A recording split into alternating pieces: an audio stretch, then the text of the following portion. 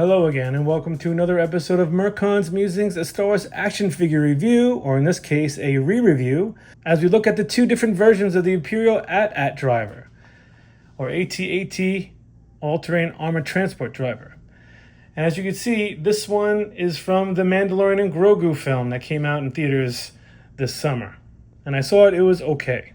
But I like the action figure, so I wanted to do a re-review because this was the one that was the definitive version. This is Legacy Collection 2009 from the last video that we did. And you can check that one out if you want to watch it again to see the history of the character.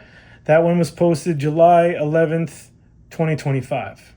As seen in the Mandalorian and Grogu film, there's a scene that takes place on a snow-covered world controlled by an Imperial remnant warlord. In this sequence, Din Djarin and Grogu are trying to escape while multiple AT-ATs pursue them across the snowy terrain.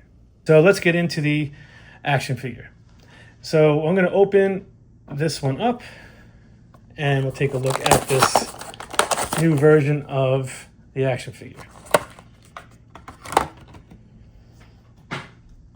As you can see, it's pretty good. It comes with a blaster pistol. If I can get this out. There we go. And one of the things I like about this already, he's not as bulky as the Legacy Collection one is. He's more in scale, which I like. Let's take a look at the blaster pistol. He comes with an SE-14R blaster pistol. The Imperial Remnant AT-AT driver. And it looks great.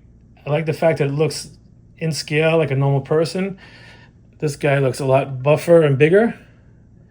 And the reason his helmet is bigger is because this one had a removable helmet. And that's one of the reasons why I didn't like this figure. The articulation's great, but they had to put a removable helmet. They should have just sculpted a helmet like this one, the Remnant driver. And they put this stupid clone trooper head, which I always hated.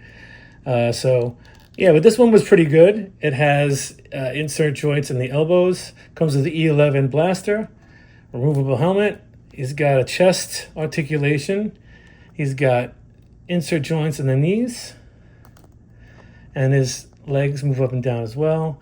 And the feet turn and they pivot down.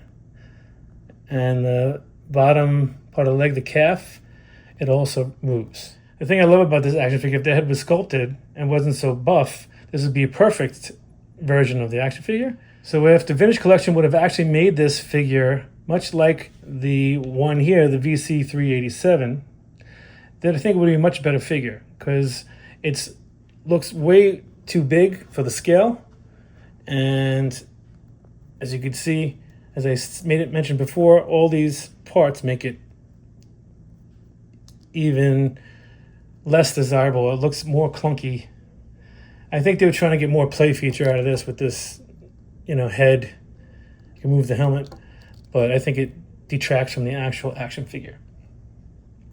So what's interesting about this action figure, it's missing the flight harness drop straps that you see on this one. And you see it on Rebel pilots.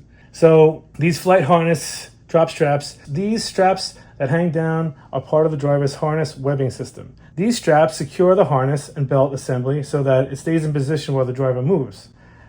They also support and anchor equipment worn around the waist and torso, and they keep gear organized in the jumpsuit. I think this would be a really perfect action figure if it had the flight harness drop straps. And I think you have the perfect original trilogy AT driver, because this is a really great action figure. There's a lot of articulation. So the head moves really well. The helmet is pretty small. Maybe it could be a little bit bigger, I guess. He might just seem a little bit too small. I'm not sure, but it still looks good. He's got the insert joints in the elbows. The hands turn. He's got a chest articulation. He's got a holster for his blaster pistol. The top of the legs turn.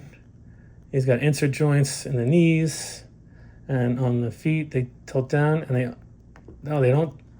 The bottom turn, the calf part turns as well, which is nice. Yeah, this has got a lot of really good articulation. And if you look at the back, it looks great. You can see the chest plate has some sort of gear or lights, maybe mechanism on the back that helps circulate the air for the driver. And the pistol is pretty great. It's one of those small hold-out blasters, and you can put it in the holster.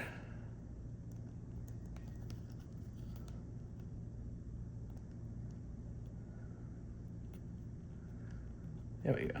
You put it in the holster, and the driver can get back to driving.